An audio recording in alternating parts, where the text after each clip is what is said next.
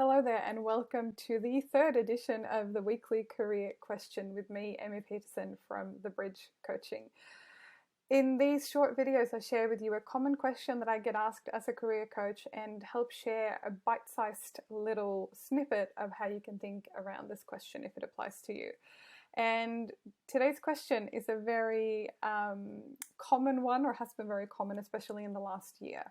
So question is, I'm finding it hard to work from home. How do I stay focused and organized?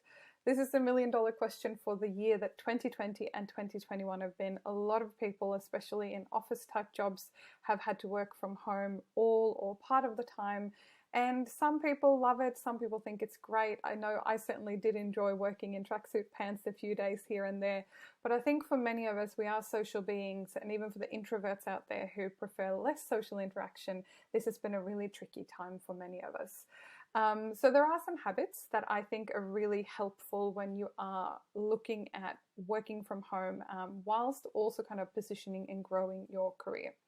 So I'm going to share with you some helpful habits that I am a strong advocate for, and hopefully you're already doing some of these, and if not, you can probably fine-tune them a little bit.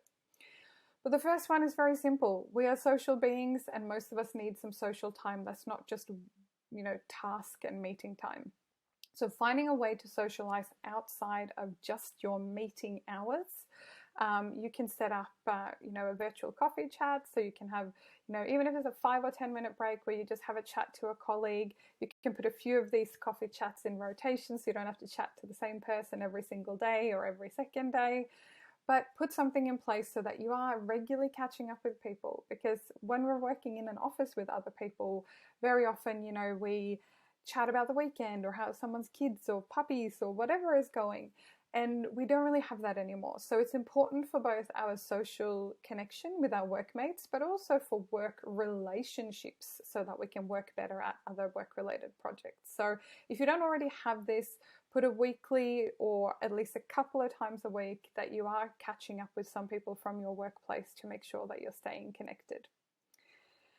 The second one is a pretty obvious one, but a lot of people don't do this, is to have a designated workplace in your house. And what I mean by that, if it's the kitchen table or the kitchen island or an office, or like in my case, I work at a desk in our actual bedroom because our apartment isn't that big. But this is my designated workspace, and when the day is over, when the work time is over, I put my laptop down or put my notepad down and I go to another part of the house. So even if you live in a smaller space like we do, having designated spaces to work is really, really important. Third one, schedule breaks and stand-up time. This is so important because when you're in the office, you might get up to go to the bathroom, go make a cup of tea, and you naturally walk a lot more inside an office than you do at home. So scheduling breaks or stand-up time, making sure that you're not sitting for too long. You can even put a little reminder in once every hour for you to stand up or go and get yourself a glass of water or something like that.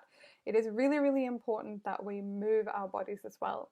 If you can fit in a little lunchtime walk or something like that as well, it can really, really help feeling more productive at work.